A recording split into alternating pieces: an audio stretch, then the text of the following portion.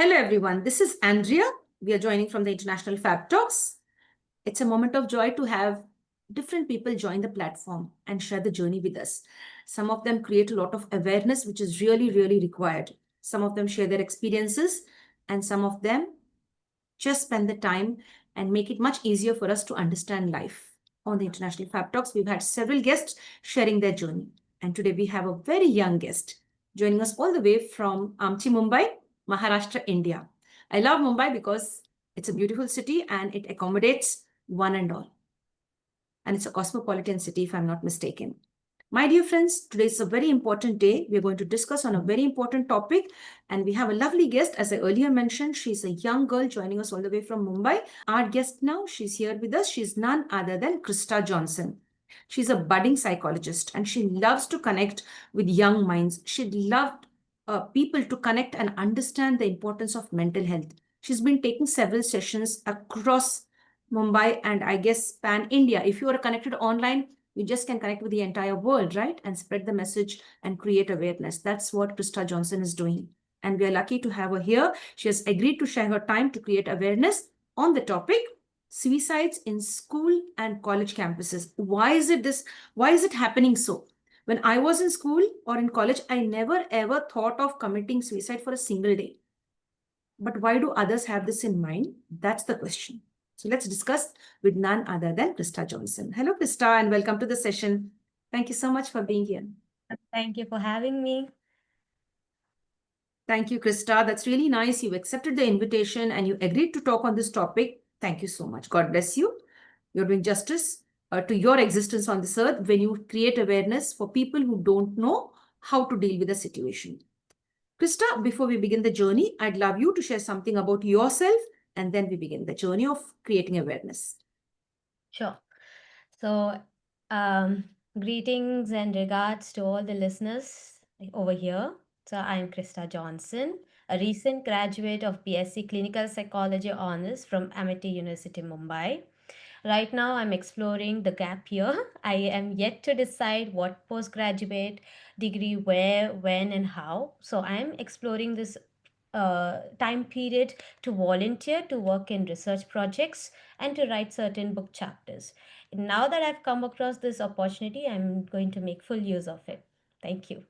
Dear friends, is suicides that are rampant in schools and colleges. I wouldn't want to let it out. I want to know what Krista has in her mind. Why do children and students of different age groups, especially in their 8th, 9th, and 10th and above, take the extreme step of eliminating themselves in their schools or colleges?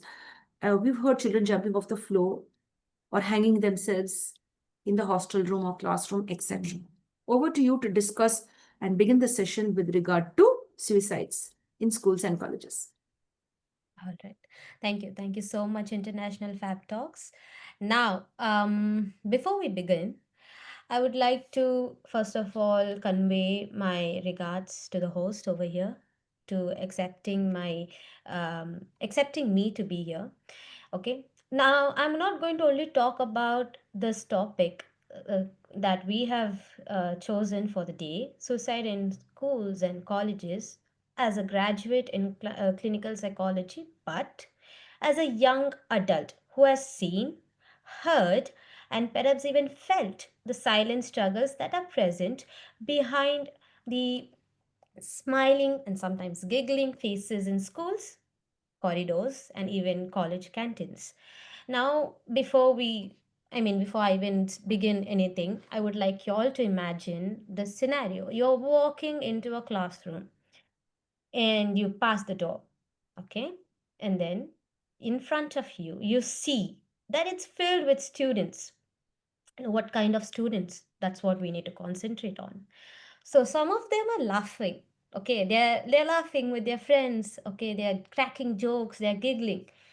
Now you concentrate on the other side of the room. You find some of them sitting down in the bench and having their own thoughts. They are just lost. Then there are others who seem normal, okay. Now we do not know how normal or how okay they may be seeming.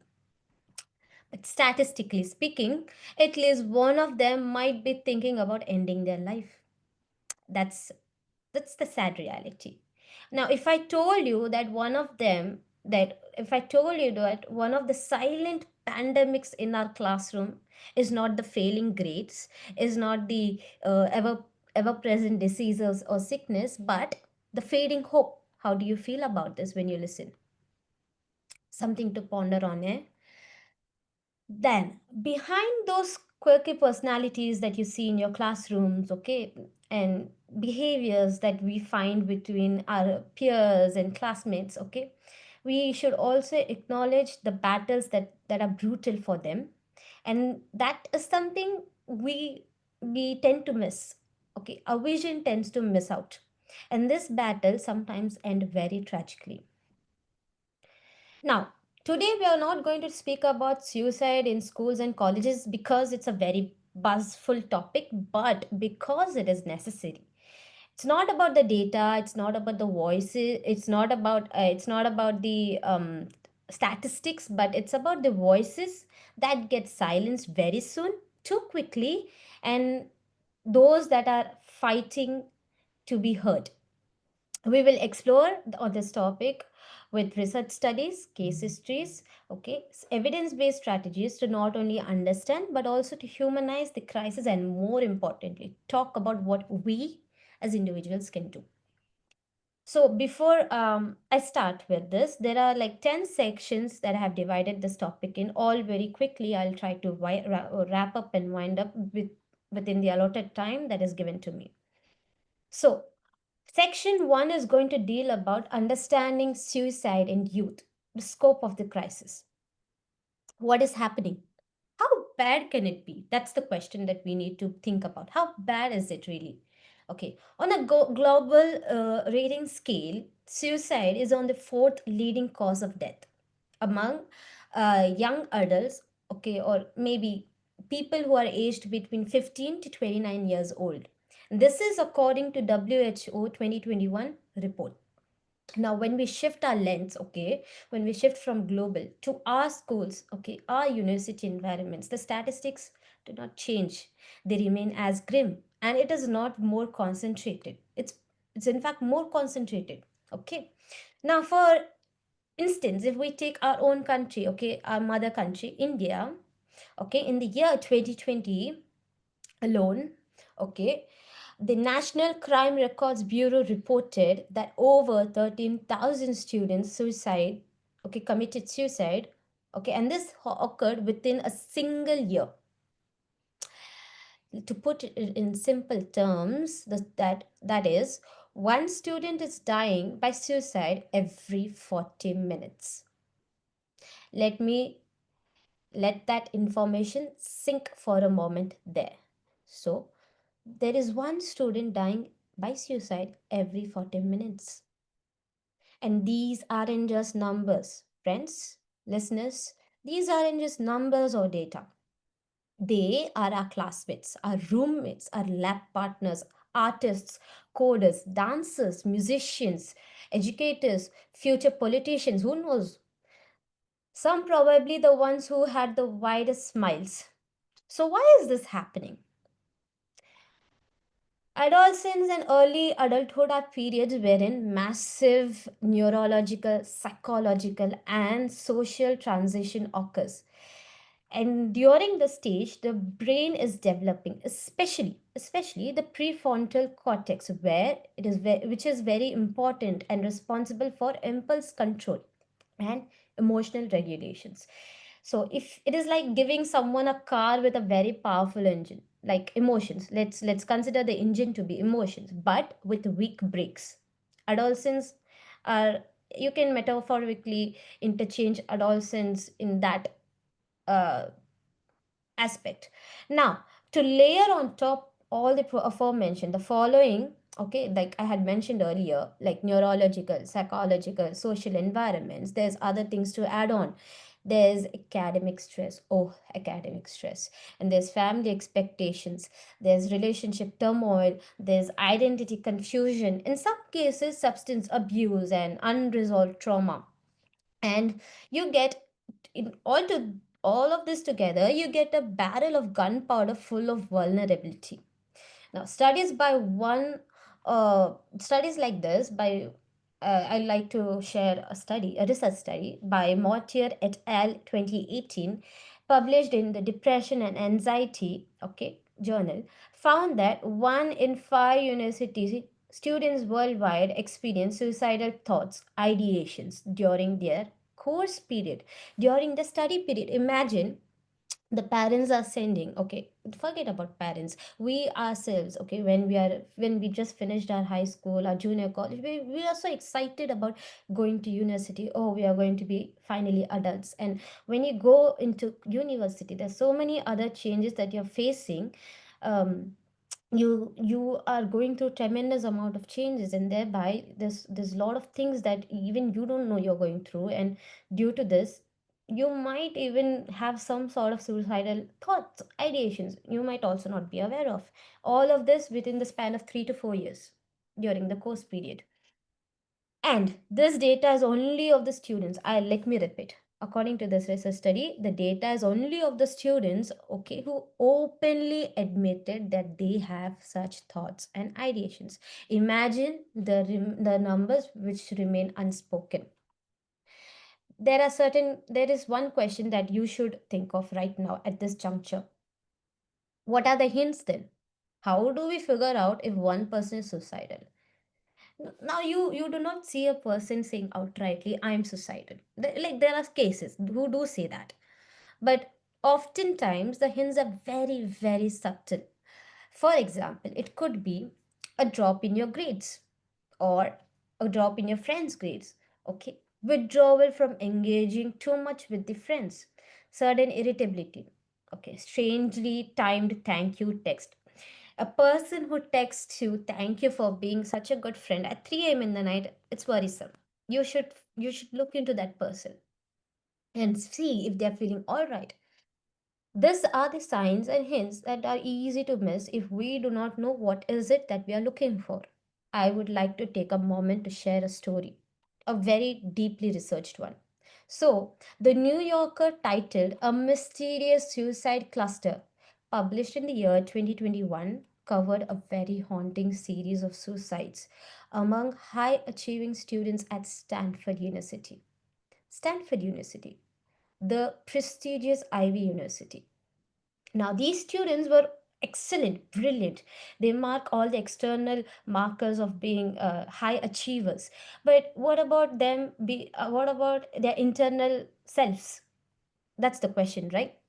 So when you look into that, they were isolated. They were constantly under pressure, and they felt that there was no room for error.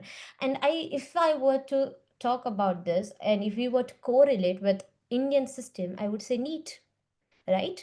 NEET is something that we all rush for. We all, as in the high schoolers, rush for.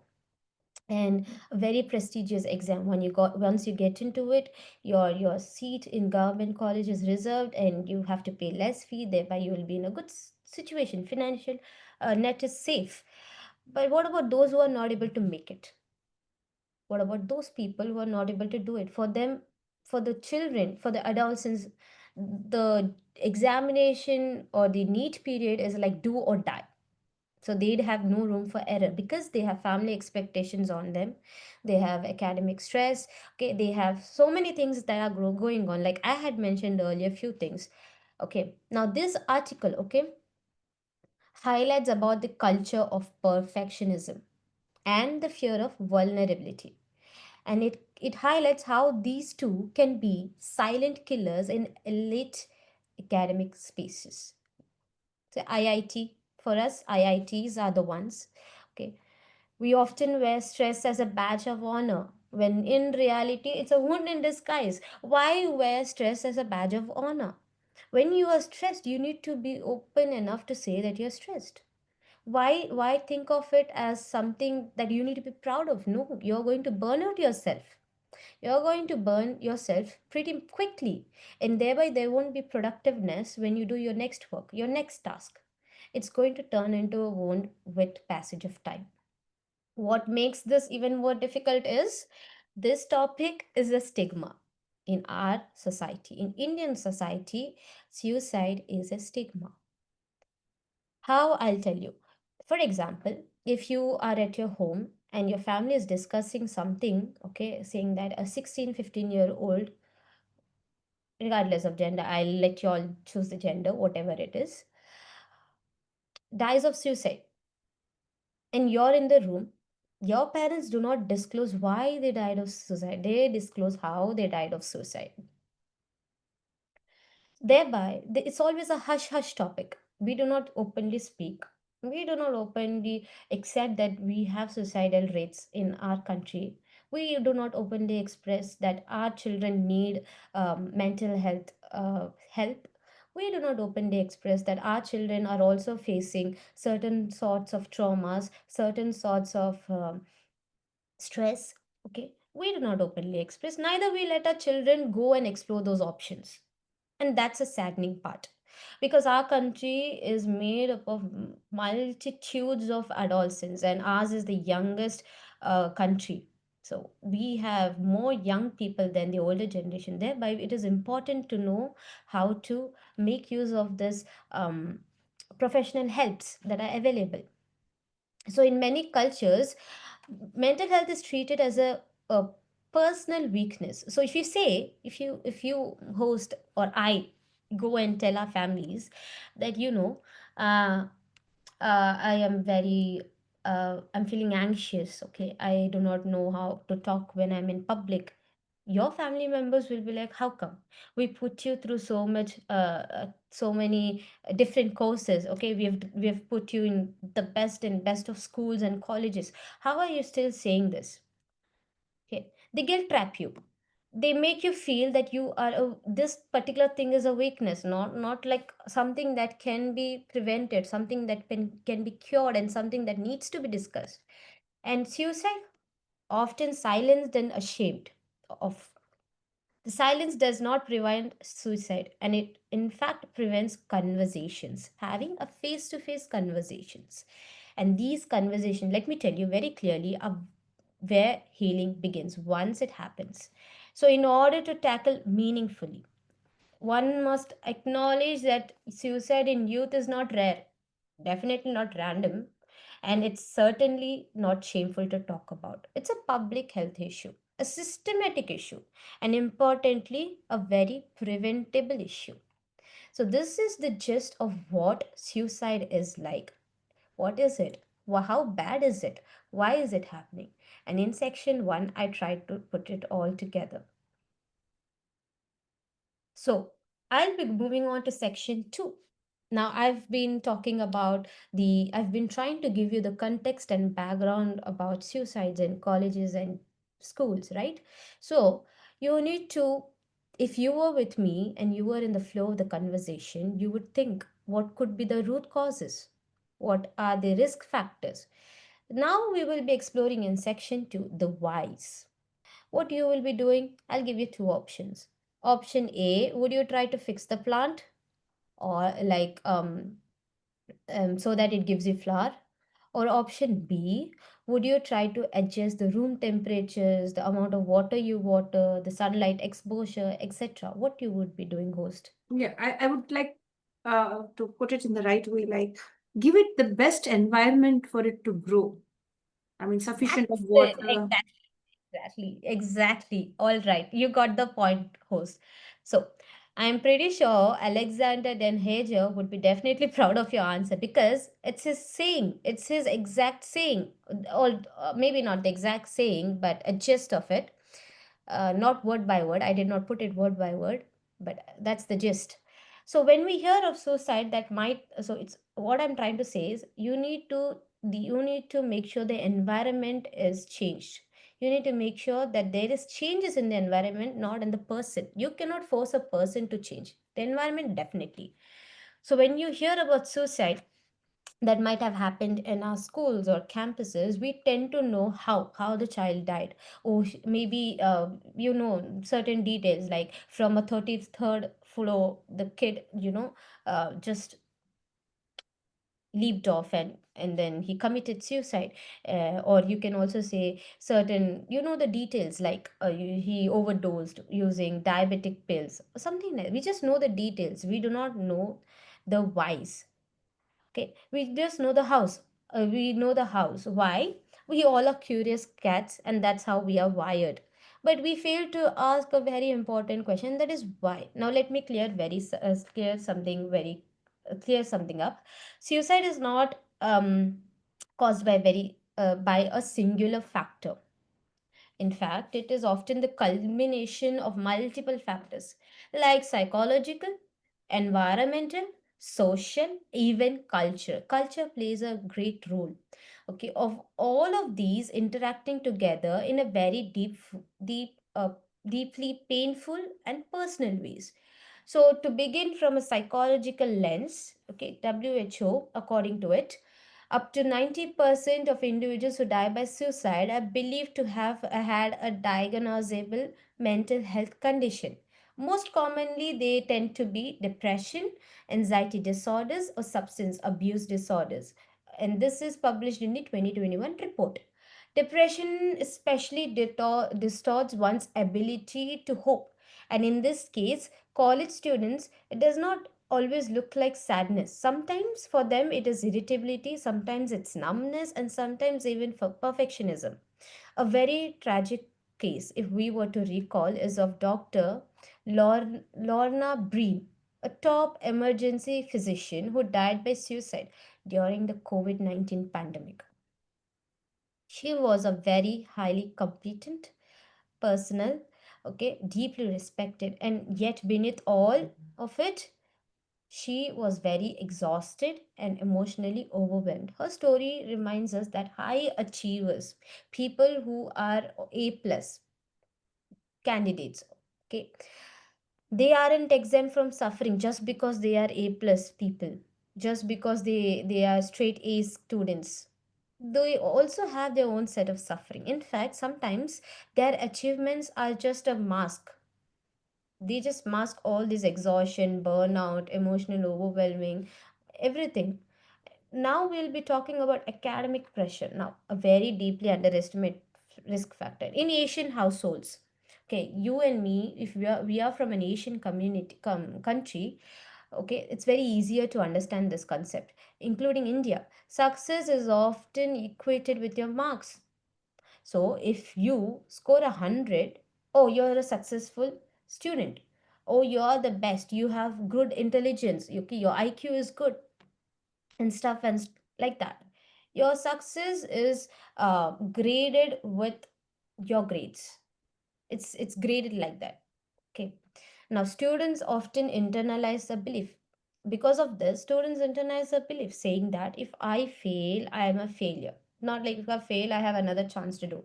In fact, if I fail once, I'm always a failure. That's how they internalize this belief.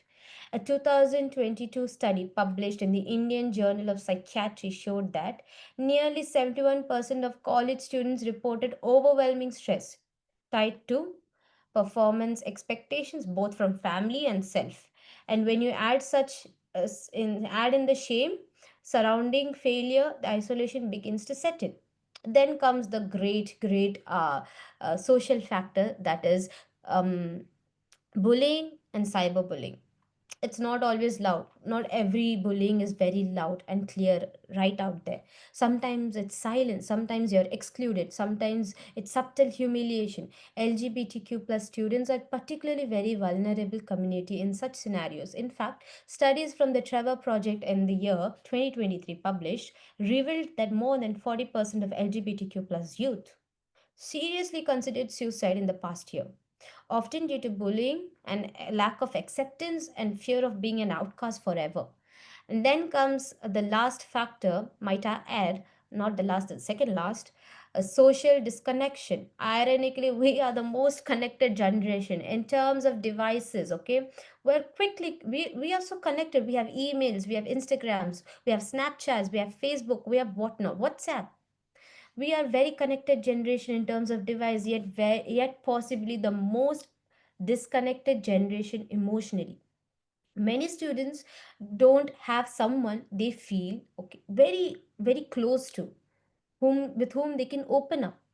And let's face it, even among our friends, we are not okay saying I am not okay because we find it hard.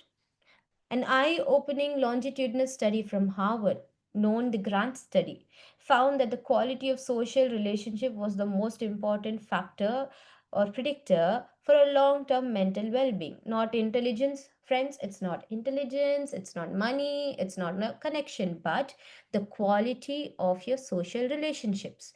The better the quality, the better your mental health, according to the study. But what happens when students are far from home? Students who are in hostel, foreign campuses, new cities, who just left their countries and just traveled to a new city. They must have not yet formed any sort of bonds yet. This is something that we need to think about and reflect about. Here is when you as and me as an individual, we should feel, let the other person feel inclusive and not push them towards systematic racism. They should feel included. They should be welcomed. That's how they should be feeling when they are in your home country for studies. This is something that you need to take care of. To add on to it, there's substance misuse, histories of trauma, of abuse. Okay, discrimination, there's grief, there's breakups, okay, there's sleep deprivation, neurodevelopmental vulnerabilities like ADHD, ASD, and suddenly the picture becomes very complex. And that's exactly what it is. Suicidal talks or suicidal ideations and thoughts are very complex. Not chaotic, they are not attention seeking, but complex. And thereby, we must understand each suicide attempt is not about wanting to die, it's about not wanting to live in pain. And this perceived lack of options of support, of meaning. I remember something a peer once told me. I, quote unquote, her words, quote, I didn't want to die. I just wanted the world to pause so I could breathe. And isn't that what we all need sometimes? Isn't that you and I also need at times? We just need the world to pause. It's too overwhelming. Too much of information bombarded on us. Too much going on. We do not know what next. We do not know. We just need a pause. A pause that is letting us just live in peace. So so you and I as individuals, we need to stop asking what's wrong with you, but ask what happened to you, and thereby take the conversation ahead with empathy. That's really very nice. What I'd like to ask you is like, what can we do as individuals, commoners like you and me? We can't put the blame on the government. We can't put the blame on the school management. We can't put the blame on the parents as well. But people like you and me, mental health professionals, what could we do for people who have these suicidal tendencies to add a bit of humor? I never ever thought of committing suicide no matter what. I when I had these exams, all the tough exams, you see, Krista, I wanted some politician to die. I'm going to edit this, I guess. Otherwise, I'll be killed for this statement. I don't know if how many of them would resonate with what I'm saying. I'll be thinking like I wish some politician dies so that this maths exam or maybe this tough paper it will be postponed. I had this type of thought, but I didn't ever think that I want to end my life as a student. I don't know how many will resonate with this. So that's really nice. You shared that. Like, I have no questions, but I really applaud you for collecting all this data and information and sharing with us. You can go ahead, dear. Thank you. To answer your question, I have talked with y'all about data. I have talked with y'all about the science, and we are left with myths and hope. I'll come to it later on, but let me first answer your question. The Now comes the part, the most important part. What can you do? What can you do? You don't have to be a counselor, okay, to make a difference. You do not have to be a psychologist or a psychology student or a psychiatrist. You just have to be present, aware, compassionate human being. That's all you need. And how will you do this? Firstly, check in. Really check in. Don't wait for someone to look like they're struggling, okay? A simple, hey, how are you doing? Can open a door for someone who has been afraid to knock on for some professional help. Second, educate yourself and others around you. Be the friend who knows the science. Share what you have learned today, that you will be learning today with us. Bring conversations about mental health into your classroom, clubs, communities, family. a friends circle for that matter, and social circles. Number three, normalize seeking help. So whether it is therapy, talking to a trusted professor, or using a helpline, help seeking is a strength. So break the silence together. If there's a friend of yours who's facing the similar situation and is showing certain signs, and you feel like they might have suicidal ideations, you can always encourage them and make them feel that it is normal to seek help, to seek help from a professional place, platform, or could be a very trusted professor, or you can just use online platforms or helplines and just talk anonymously. You do not have to let your details out. Okay, there are options like that. And number four, start something. How can you do this? Now, what do you mean by start something? I do not mean that you go on around and say, you know what, I educate about suicidal ideations and thoughts, you can come to me, I'll give you some. No, what I do want you to do is you can form a peer support group. It could be a WhatsApp group, a very simple way to do so. Just create a WhatsApp group, a peer support group. Advocate for better mental health policies in that group. Okay, or you can host a listening circles every Saturday, Friday, Sunday, Monday, whenever the availability is. You can host a listening circle session.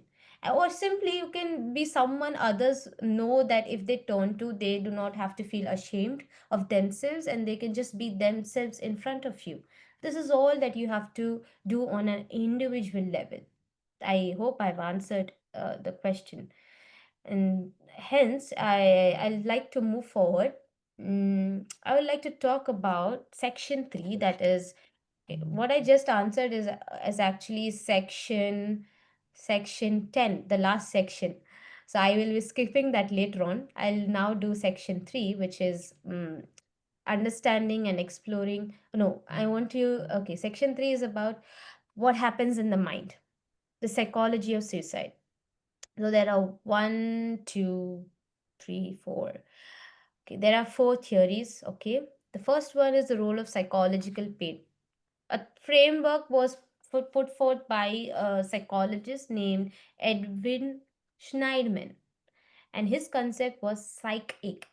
Psychic refers to an intolerable psychological pain. It is like a combination of guilt, shame, hopelessness, loss, inner turmoil. Now, when this pain becomes so overwhelming, it seems very unescapable, that begins to seem like a better way, the only door that is left open to you. Schneidman said suicide is not about wanting to die, it's rather about the wanting to the pain to stop. Now we move on to the second theory, you can say, which is cognitive distortions. I am pretty sure if you're a psychology student, you might have come across this term in your coursework. Now, let me explain to the rest people. Now, when imagine your mind is caught in a loop, okay? Imagine a student. He fails one exam and he begins to think, I always fail. I'll never succeed. The second thought. The third thought will be, I am a burden. They are not just thoughts, okay? In psychology, we call them cognitive distortions. Biased, they are biased and irrational patterns of thinking. They feed into a self reinforcing circle, much like a mental trap that convinces the individual that there is no way out whatsoever. A 2021 study published in the Crisis Journal found that rumination, or repetitive negative thoughts, significantly increases suicidal ideation among adolescents, especially when mixed with feelings of hopelessness. 2021, my et al. The third one is the three building blocks of suicide. Joiner's interpersonal theory. Prominent theory helps us understand suicidal behavior. Okay? Proposes three factors. What are those? One, perceived burdensomeness. I am a burden to others, simply put. Second is thwarted belongingness. That is, I don't fit anywhere. And the third is acquired capability for suicide, which includes becoming desensitized to pain or fear over time. Think of it like this: if the first two are the fuel, okay, the third one is the match. Now, college students who feel isolated and disconnected or perhaps even international students, LGBTQ plus youth, those with mental health disorders are especially vulnerable to such factors. The fourth is hidden faces. Why is it so easy to miss? People almost always assume suicidal individuals look sad. Okay, they are always withdrawn. They are visibly in distress. They don't get ready well, and they are not very hygienic. Okay, they don't do any sort of makeup, skincare. No, but in fact, it's often the opposite. Did you know?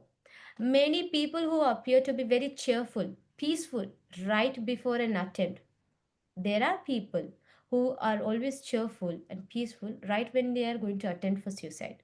This is called as the calm before the storm phenomena. Because once the decision is made by the individual, the internal conflict ends with them and they have a sense of relief now. That is why it is important that we don't only look for tears among individuals. Sometimes it is the sudden silence, okay, that you hear, that you know of someone. They are suddenly very silent. Usually they're very cheerful or they talk a lot, but now they're very silent. Someone who's very a person who overshares a lot is not longer sharing anything about themselves. Sometimes it's the person who says, I'm tired, but I'm fine. But it's okay. It's fine with me. What did we learn from those four theories that I just told? We have four takeaways. We have four teachings from them. Number one is suicide is not a choice made very lightly. It is a result of years of thinking, months of thinking, in fact, days and I don't know, just thinking. It's a result of distorted thinking. It's a result of emotional pain. It's a result of social disconnection. Number two is we need to look beyond the behavior of the individual and ask better worded questions. We cannot be asking them, what is wrong with you? There's something wrong with you. You know, you are not talking much like you used to before. There's something going on with you. In fact, you can word them like this: how are you feeling? That's it. Enough. The third is that mental health support can be proactive and not reactive. And the fourth is we must move on from saying, I had no idea that she or he or they were going through this. But in fact, we need to say, henceforth, okay? Henceforth, we need to say, I noticed and I did show up. This kind of attitude will help. If we integrate amongst ourselves, we will save plenty of lives. We will save our friends lives. Okay, we will save our near and dear ones lives. Now, section 4 is going to talk about signs, the signs. Like we have the astrological signs. Yep, we have signs for suicidal ideations or thoughts as well. My dear friends, it's time to take a small break, right? We've been focusing on a very sensitive topic, suicide. And why does it happen? How does it happen? And what are the things that we should keep in mind with regard to suicides or people contemplating suicides around us or maybe our own selves? We'd like to thank Krista and we'll go for a short break and then we'll be back. Krista, thank you so much. We'll go for a short break and be back again. Join us once more. Definitely, definitely. Thank you once again. We'll be back soon. Yes, dear. Thank you very much. So, dear friends, if you like what Krista has shared, if you understand the meaning of the importance of the session, do share it with others who may benefit from what was being shared today. Krista has taken extra effort to bring in all the details and put it rightly on the platform. Share it with one and all such that they get a lot of inspiration and energy to bounce back under different kinds of circumstances. And if you like what the International Fab Talk team is doing, stay connected with us. Like, comment, subscribe, and share to the International Fab Talks and join us in part 2 for more. Signing off now. Thank you, dear. Thank you.